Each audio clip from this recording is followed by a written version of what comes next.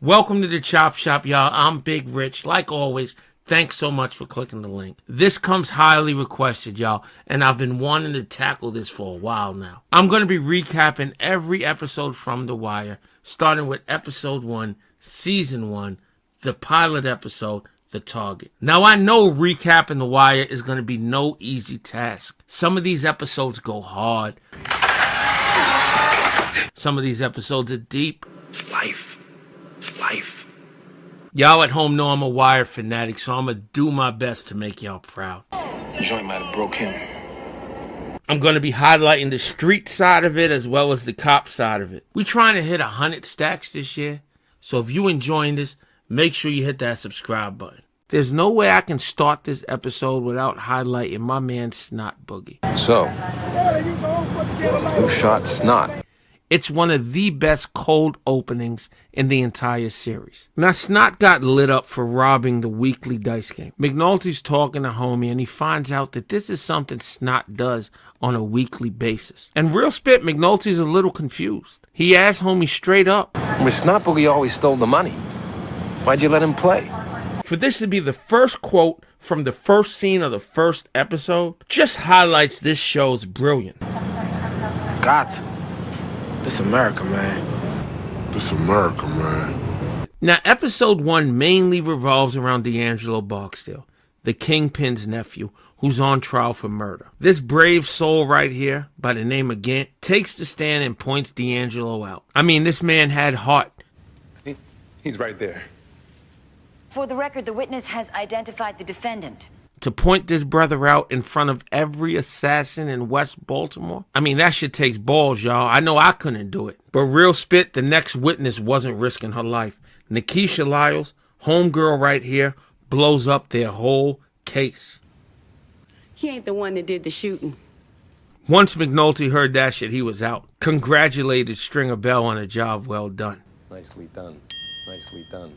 Implying that homegirl was either paid off or intimidated, or real shit, in my opinion, it was both. Of course, homie's found not guilty, and right here is where the season starts. Cause McNulty ends up spilling the beans, running his mouth to the judge, Judge Feely. Now, him and McNulty has a relationship, but there's a chain of command.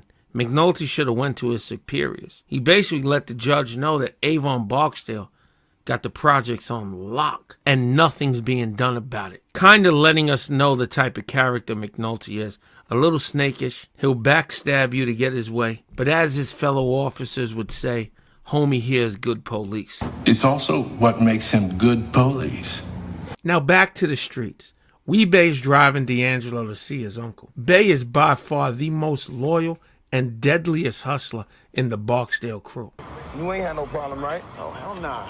You deep in there. Now, D'Angelo's running his mouth about his time in prison and the shit he went through in there. And you can really tell it's pissing Bay off. His body language says it all. To where he pulls the car over, makes D get out the vehicle. What's the rule? Don't talk in the car. There's absolutely no talking in the car. Real spit, the scene's a little hypocritical, as you'll see a little later in the series. But they're trying to establish early that this crew takes precaution. They take everything seriously. D tries to justify it, but Bay ain't hearing that shit. But it was just you, yo. It's your fucking truck. Now we're finally introduced to the Don, the Kingpin, Avon Barksdale. I love this scene, y'all. Avon's up top looking down at his subjects, kind of like a king sitting on his throne. Now the brother here owned a strip club, a spot for him to wash his money. Kind of like his headquarters as well. Now D'Angelo shows up thinking this is a party. But real spit, his uncle was about to get in his shit, y'all. So you must feel good. You know how that go. Letting D know he ain't with the shits. He definitely ain't with the jail talk. Saying, jail ain't no joke. I don't know shit about jail. I don't plan on knowing shit about jail, you feel me? Shit, Avon don't even like words with the letter J in it. Avon tells him his move was weak. Sit your ass down. Tells him he gotta use his head. Also lets him know how expensive the trial was. Plus his actions jeopardized the whole operation. You can't play him out of that lobby. You can't take a beating neither. So the first thing you do, you get all emotional. What I truly love about this scene is as furious as Avon was with D, he still gave his nephew a hug, still showed him love, reminding him that he was family. Your family, right? All right. You know it's always love. Just showing you early that Avon is different from your typical hustler. Now, D shows up the next day for work, ready to go, ready to get back on his grind. And Stringer lets him know he was demoted. New deal today. You going out on point, picking up business in the pit. The brother went from running the tower to now going to the low rises. Homie asked Stringer if his uncle knew about this. My uncle know about this? What'd you think? And Stringer Bell's smile right here, I mean, the smile says it all. This smile was diabolical, y'all. I mean, Stringer really ain't never respected D'Angelo anyway. Now, homie gets to the low rises, and this is where we're introduced to Bodie, Wallace, and Poot. These three here were kind of holding it down, but their system was messed up and flawed. D'Angelo notices it right off rip. Not to mention the local junkie Bubbles just got over on him. Screwed him out of $10. Y'all been burnt, huh? Now, next day, Bubbles' partner Johnny tries the exact same scam. He ain't move as confident as Bubbles. You could tell by Johnny's body language something's off. And Johnny got caught right off rip. Hey, yo, Pooh, grab that motherfucker. The white boy. Johnny tried to make a run for it, and they ended up beating the dog shit out of him. I mean, Bodie says some wild shit here, man. We need to take him to Franklin Ave and throw his ass right onto the motherfucking expressway. That shit's insane. They asked D, what do you want him to do with him? And D just turns his back and walks away. This man just beat a body, y'all. He can't take part in anything that they do to homie. Now, back to the police side of things. McNulty, this man right here done started some shit. I go this against a 10. You're riding the boat midnight shift. Pissed off his superiors, especially Rawls. One of my favorite characters, by the way. Is this what I need from you, you insubordinate little Now, Cousin McNulty, they got to put together a team to go after Avon Barksdale, a gangster that no one has heard of before today. This team they put together, Major Crimes, they didn't know it here, y'all. But this crew is like the dream team of officers. We meet most of them next episode. I mean, they're responsible for some of the biggest busts in Baltimore. Now, one of those detectives, one of those cops that was on this team, Kima, she gets a call from Bubbles nonetheless. Now, Bubbles sees how badly they did his boy Johnny. They stomped the shit out of this man, damn near killed him, over $10. Hell yeah! Hell yeah!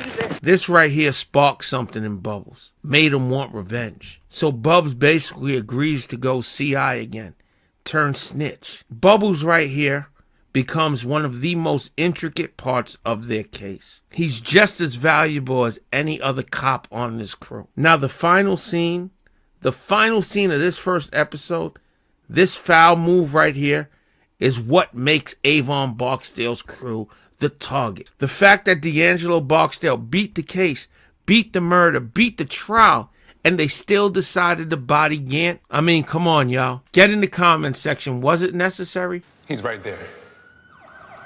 I know they had to send a message. I know they had to prove a point. But this man was a civilian.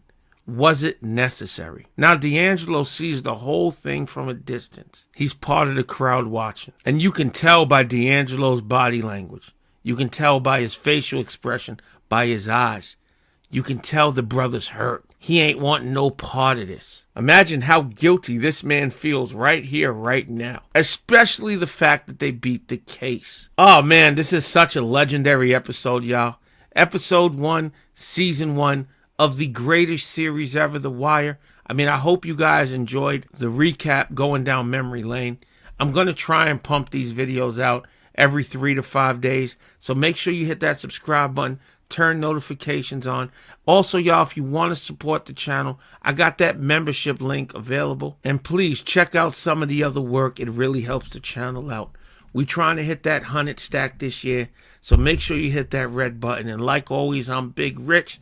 I'll see y'all soon for episode 2.